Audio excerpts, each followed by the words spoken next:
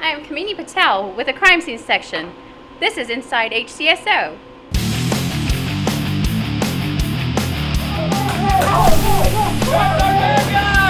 QF1, QF47 37 dispatch. SO1, we've got him. 1015 times 1, stand by. 337-820-584.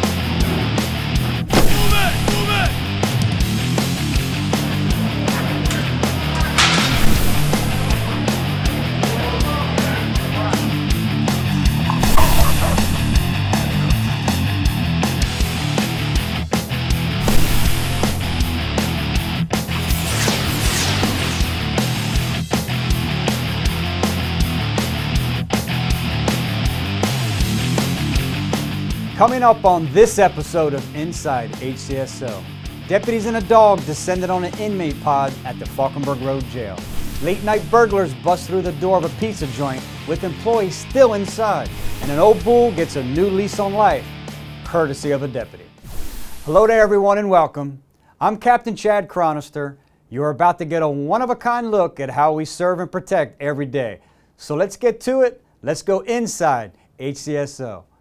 A hapless con artist who crafted fake drugs out of candle wax and crushed aspirin set out to find his first customer. He did, but it wasn't a good choice. Here's the story.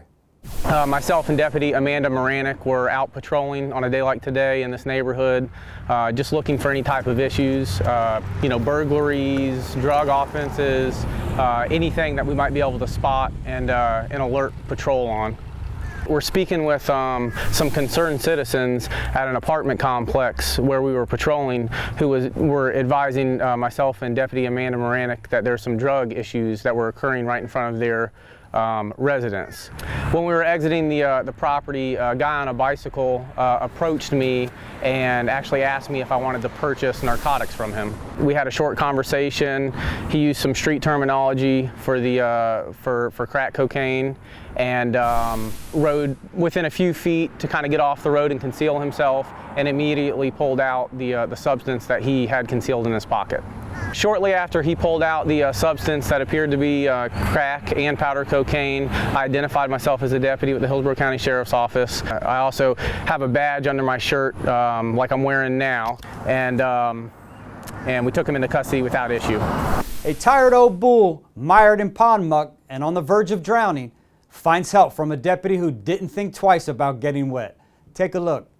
And the call stated that a cow was stuck in the pond in distress, and it was called in by a lawn care maintenance worker, and I responded, being an animal lover, put me on that call. I was 10-8, arrive at the scene, and I immediately saw the bull submerged in the water and his head was towards the deep end, and as soon as I saw that his head was going up and down in the water, I knew he was drowning. So I immediately just disrobed from the important things, got down to the socks and uniform pants and went in, and I was able to hold the bull's head up while Robert Acosta started making phone calls to see how we could get this bull out of this water. The Hillsborough County Fire Rescue responded.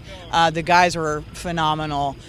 Some of them were Plant City boys and had some cow/bull experience, and from that they were able to get their winch out, got the harnesses out, got the winch hooked up, and were able to pull him safely out onto the bank without injuring him. He got up and was walking shortly after I left the scene, and that he's just fine and back with the rest of the herd. A convicted burglar out of prison for less than a year is discovered in a home eating the family's dinner and gathering up all the loot he can. Here's more. As soon as we opened the door to go into the house, right there by the door was some Cokes and some snacks from in the house. A little ways away inside the door was a chicken sandwich that was partially eaten. Based on that, we were able to immediately determine that somebody had been in the house and that an actual burglary had occurred. There were coins that he had taken, cheese, some Coca-Colas, some snacks. He had taken a gun from a gun locker, and he had hidden it behind a television. He had pried his way in there. Also inside that locker, there were about 4 or 5 rifles and shotguns, and also ammunition to all those weapons. I had a gut feeling that something just wasn't right with all of the grocery items that were sitting there in the same room, and I started looking around and looking behind furniture, and that's whenever I noticed the guy's leg behind a chair that was in a corner. He was basically curled up in a ball, and the only thing that you could see was the outer part of his leg. From there, I got a good stance and ordered him out at gunpoint, and at that time he was apprehended by Deputy Waiters and Deputy Romano. After identifying the subject, we discovered that he had been released from prison approximately 8 or 9 months prior to that, and we contacted a detective and let her know what was going on, and she informed us that she had another residential burglary that had occurred approximately 3 days prior to that, and she ran his name in our pawn database and discovered that he had pawned the items that were stolen from that burglary as well. So we were able to clear 2 cases by apprehending that one subject. We all know that misplacing your cell phone is frustrating. Leaving your phone at the scene of a crime is a gift to law enforcement. Well, let's at least give him some points for having his mom's number on speed dial. So we were on the way to work, noticed that there was a call going out of the cell phone tower, 2 guys breaking into a cell phone tower. We get here, they go around the back, they lift the fence up, and they start cutting grounding plates, copper wire, and the little fixtures that are attached to the tower off. When they were doing this, they were using their cell phone as a flashlight. Lucky for us, they ended up leaving the cell phone. When I got here, we collected the cell phone, processed it, and once that was done, we took it, opened it up, and found Mom's cell. We called her number. I told her that I was a detective of the sheriff's office and I found her son's phone. Didn't say where I found it or under what circumstances, but she was more than happy to give me his name so we could get the phone back to him. Ran him in BWI, found out he scrapped in St. Pete at a scrapyard. We went over to St. Pete, and sure enough, he showed up. Take a moment to watch these surveillance videos and let us know if you have any information. Here we see employees at Little Caesars on West Hillsborough Avenue finishing up their night shift. Then all of a sudden, 2 criminals shatter the front door with a chunk of concrete and rush in. One of the startled employees drops a crate of soda bottles and bolts for the back door. The burglars head for a back room and rummage around. They also check the cash registers but find them empty. The burglars' faces and hands were covered and they ran off without any cash or property. Here's a video that shows a man swiping donation boxes from the counter of a Circle K at Broadway Avenue and Falkenberg Road. The suspect approached the cashier and made a purchase, then slyly slipped an American Red Cross donation box into a plastic bag. He leaves the store, but quickly returns. He diverts the cashier's attention with conversation, then swipes a second donation box off the counter. The store estimates the thief got away with only about $30.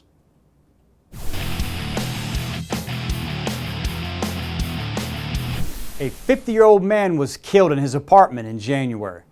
Someone knows something that will help us solve this case. Here's more.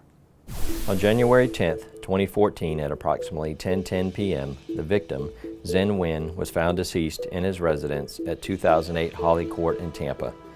He was last seen alive at approximately 11:07 a.m., leaving the Chase Bank, located at 2802 East Fletcher Avenue, west of 30th Street, earlier that day. It was believed he was murdered sometime shortly after being seen there. He was found inside his residence by a friend, Frederick Walker, who went to Zen's house to drop off some clothing that Zen had agreed to keep for him. Fred was a local homeless person Zen had recently reunited with on the streets. There appeared to be no forced entry into the house, and there were no signs of a violent struggle inside. Zen was a disabled Vietnamese man who had been homeless in the past. He also had a history of drug and alcohol abuse. Through the investigation, we learned several people had been in and out of Zen's residence on a temporary basis, but it is believed he was living alone at the time of his murder. He was well known in the area of Fletcher and 20th Street and well liked by those who knew him. Zen traveled using the public bus transit but walked to most places on foot. He He frequented the BP gas station located at the northwest corner of Fletcher Avenue and 20th Street, a short distance from his house. The Hillsborough County Medical Examiner's Office determined the cause of death to be upper body trauma and the manner of death to be homicide. There is a reward being offered through the Bay Area Crime Stoppers for any information leading to an arrest in this case.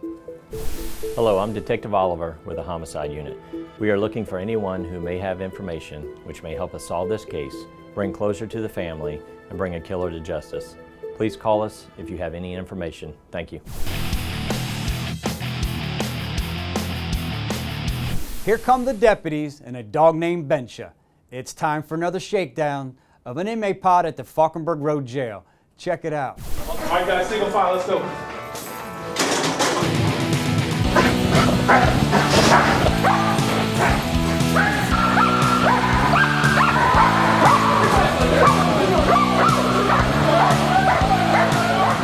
Deputies conduct regular cell searches of all the inmate housing areas on a regular basis, along with the assistance of our jail canine dog that's trained to find all kinds of narcotics, to include marijuana and oxys. The dog comes in first because she's scent. She works off of scent. So if you send the deputies in first, then that'll mess up. She'll smell the deputies as opposed to what it is she's looking for. It'll interrupt her senses. So we'll send the dog in first to get a clean search, and then we'll send the deputies in behind her. They do thorough searches. They search all of the bunks, all of the living areas that are supplied to the inmates. Their bathrooms, showers, all also searched. And on a regular basis, every quarter, every cell, every inmate housing area will be searched. They are unannounced searches and they're random, so the inmates are not aware that the searches are coming, so they don't have time to hide or dispose any of their contraband. Right, they're searching for weapons that would harm other inmates or deputies or staff, and they're also searching for excess drugs that they might save up from medication distribution so that they can't hurt themselves. Every pod has 72 inmates. It can hold up to 72 inmates. This pod is not quite full. All the inmates are shuffled out of the living area for two reasons: so that they can't manipulate any contraband or try to dispose of it, and also for their safety from the dog. She might bite one of them, so we make sure that they're not around to influence her or to interfere with the searches. Bencha was assigned to the Department of Detention a few years ago, and since she's come on board, our level of contraband has seriously declined. That's a wrap on another episode of Inside HCSO. Let us know what you think. Sheriff David G. and all of us here at the Sheriff's Office want you to know how much we really appreciate you watching. Don't skip a beat. Keep up with us on Facebook and on Twitter. If you're looking to donate to a great cause, please consider the Florida Sheriff's Youth Ranches. They're all about helping our youth take the reins on the path to adulthood. And speaking of reins, we recently donated 6 horses to the Boys Ranch in Live Oak. The owner of the horses, including a 2-month-old colt, voluntarily relinquished the animals after we began a criminal investigation. The horses will become part of the Boys Ranch equestrian program. We hope you check back for another episode of Inside HCSO. Until then, stay safe, Hillsborough County.